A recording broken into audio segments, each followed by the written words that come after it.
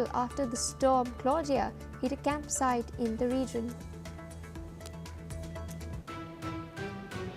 Well, viewers, those are the headlines and our top focus. Japan is now calling on China to take appropriate steps after Beijing warned its citizens against traveling to Japan. The warning came after Japanese Prime Minister Takaichi stated that a Chinese attack on Taiwan could threaten Japan's own security. These comments sparked a sharp reaction from Beijing. Tokyo's top government spokesperson Minoru Kihara has stated that Japan has raised the issue with China and urged it to act responsibly. In the meantime, several Chinese airlines have started offering free ticket changes and refunds for trips to Japan.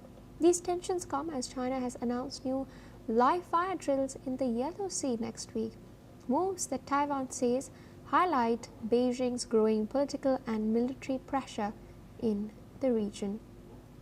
With us on the broadcast is Mr. John Rosamondo, President of Viking Research Associates and a geopolitical analyst, joining us from Washington, D.C.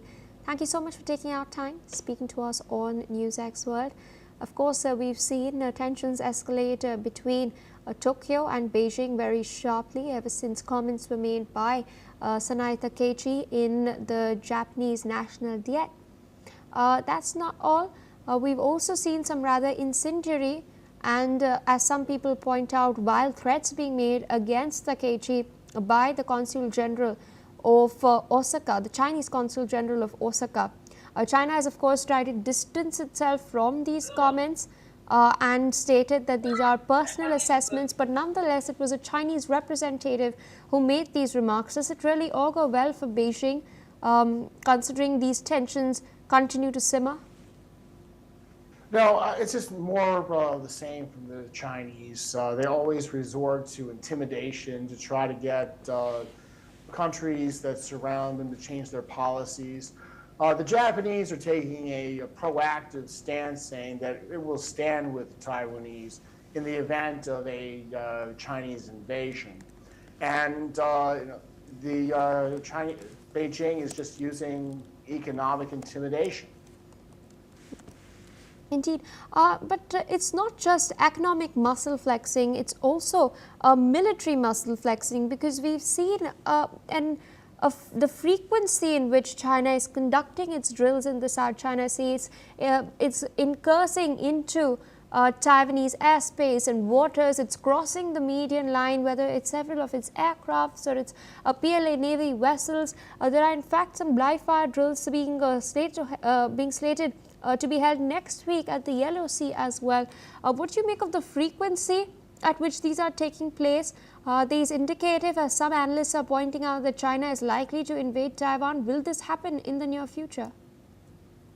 Well, the intelligence estimates by former U.S. head of Asia-Pacific Command, Admiral Paparo, was that it would take place by 2027.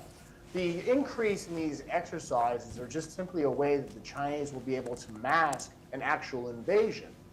Lots of invasions in history have been masked as exercises, and the Chinese are trying to make sure that the U.S. and its allies are off balance. Mm-hmm. Indeed, and we're seeing this back and forth continuing to escalate between China and Japan.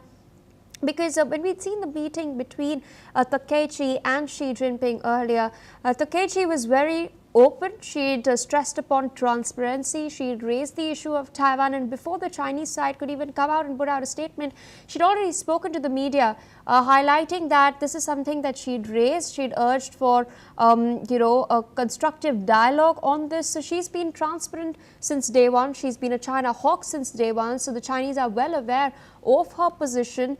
Do you then think that with these statements coming out of Beijing, this is in a way an attempt by the Chinese to take control of the narrative? Absolutely. The Chinese do not want Japan to counter China in any meaningful way. I mean, the Japanese have been kind of a little bit late to the party in terms of ramping up their rearmament. But the Chinese are eager to push pressure on Tokyo to back down and to not stand with Taiwan. Indeed, sir, requesting you to stay on with us as we're tracking some further updates. With that, viewers, we're shifting focus away from what's taking place in the Indo-Pacific to what's happening in Africa, particularly as far as DR Congo is concerned. We're now learning that the Democratic Republic of Congo and the M23 rebel group have signed a framework agreement in Doha aiming to end months of fighting in eastern Congo. The signing ceremony included representatives from both sides as well as international observers. M23, reportedly backed by neighboring Rwanda, seized Goma, eastern Congo's largest city, in January this year, and expanded control across North Kivu and South Kivu provinces too. The conflict so far has killed thousands and displaced hundreds of thousands this year itself, raising concerns about a potential full-scale regional war. U.S. President Donald Trump's senior advisor, Masad Boulos, has emphasized that the peace process will take time and has urged patience for the mechanisms outlined in the agreement to take place. Listen in. Yes, people were expecting to see probably some immediate results on the ground, but this is a process. This is, and I've said this several times, this is not a light switch that you just switch on and off. This is a peace process, and there are many, many angles to it. So this will take time, hopefully not too long, but we have to allow time, we have to give the chance for the parties to work through this mechanism. With us on the broadcast is Mr. Ayanuga Olugbenga Paul, Public Affairs Analyst, joining us from Lagos in Nigeria. Thank you so much for taking our time and speaking to us. DR Congo, particularly the Kivu region, has been embroiled in a conflict for quite a while now, especially with the M23 group and the tacit backing from Rwanda. How significant in this context is this particular agreement that has now been inked in Doha? Could we finally see the cessation of hostilities, or at least the path being paved towards that, because there were interim agreements signed earlier in July as well? Well, it's a very significant move that a lot of us have been calling for, that we have been praying for, to see peace return to Congo, and so that the people who are currently trapped in the fighting in Kivu region, in Goma, in Bukavu, can heave a sigh of relief. But like you have said, this is not the first agreement that has been signed. They had an agreement in April, another in July, all of which have been, disobeyed. Both parties have been accused of violating the terms of the agreement. And as you can hear Mr. Bulu saying, yes, truly, this is not like a light switch that you will switch off and on. It is something that takes time. Out of the 8-point agenda that were highlighted in the agreement process, they are yet to work out the modalities to sort six out of the 8. And even the 2 which borders on prisoner exchange and also the ceasefire monitoring on ground, they are still trying to work it out. But I hope that if the government shows a level of sincerity that will give the M23 rebel kind of confidence that the government is sincere this time around to see the agreement work out, I think we will be able to make headway this time around. Don't forget that the government initially declined to sign any agreement or to even have a talk with the M23 rebel, tagging them as a terrorist organization. So if the government now is willing and interested in truly having a peace, and the M23 rebel also are given assurances, and they on their own part also have shown commitment, I think we will have something that will last more than before. But apart from this agreement, I think in many of the countries in Africa where we are currently having all this conflict along ethnic, religious, and other lines in regions, we should find a way to have solutions where only people who want to stay together will stay together as a country. Don't forget that many of the countries we have in Africa today are a creation of colonialists who forced strange bedfellows together in many places.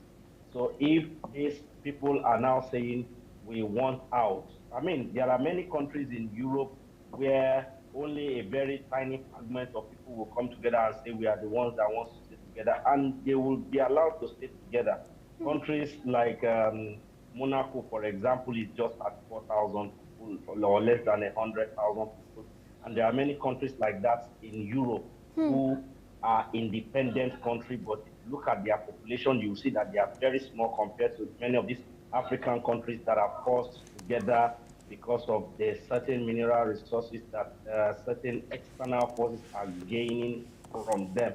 So on the long run, after getting this interim peace, I think we should look more, not just in Congo, but in every of the hotspots in Africa, from Mali to Sudan to even in Nigeria, where I come from.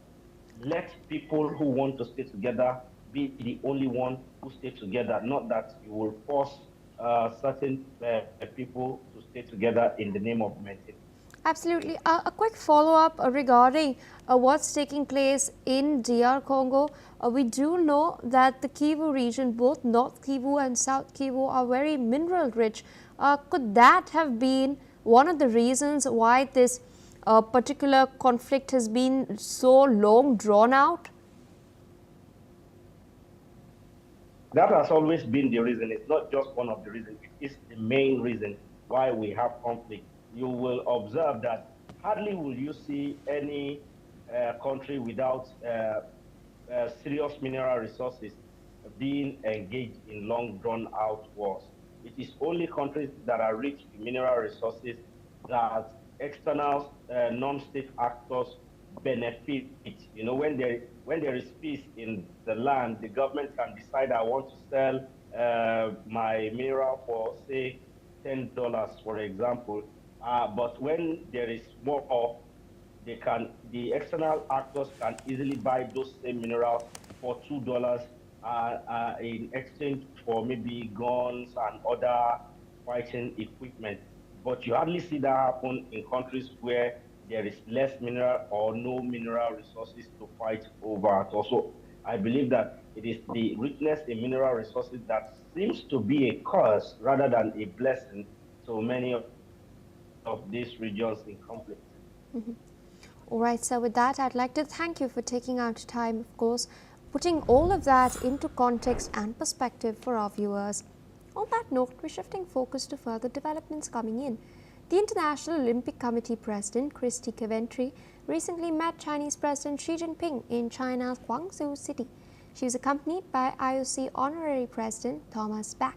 The meeting took place on the 9th of November during the opening ceremony of China's 15th National Games. Now, the IOC President has described the discussion with Xi Jinping as a heartfelt exchange, calling him a world leader who is very passionate about sports. Listen in.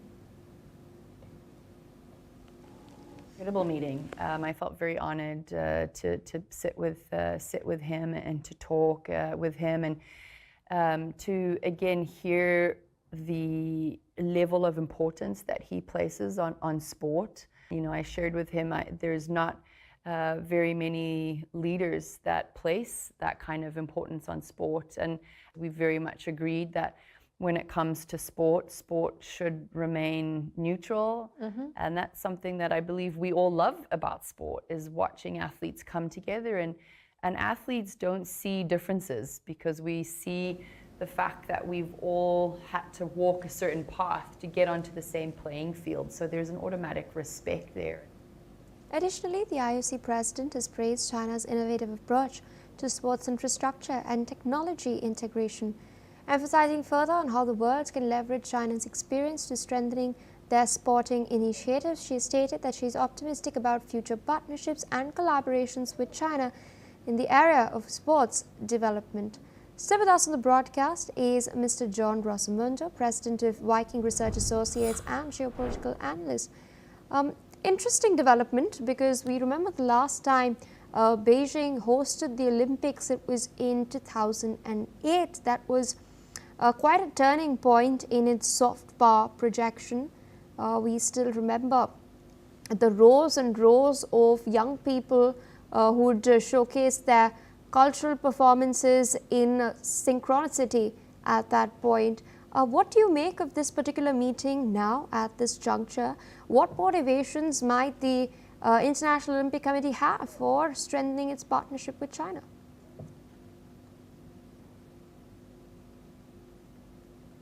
Let's put it this way. China has become the dominant player in a lot of international organizations, and the IOC is no different. I think that it shows that China has a stronger role in these organizations, and just like World Health Organization, pro-China, IOC, pro-China, and I think this is just simply a routine. All right, even if it is a routine, she's mentioned that sports does not really see any sort of conflict. But we do know that China's human rights record is not something that is quite positive. There are a lot of criticisms that are being mounted, especially against the treatment of Uyghurs in the Xinjiang province, how the Tibetans are treated as well, their crackdown. In light of all of this, why do you think this sort of discourse, even internationally, does not really figure into such discussions? Why is there always a hesitance to call out the Chinese government for this? Well, the Chinese government has a lot of money invested. The Chinese government has a lot of money invested in these international sports, and a lot of political heft. So people don't want to criticize where they're getting their money from, and from getting their political influence. Indeed, sir. With that, I'd like to thank you for taking our time, of course, explaining your analysis to our viewers.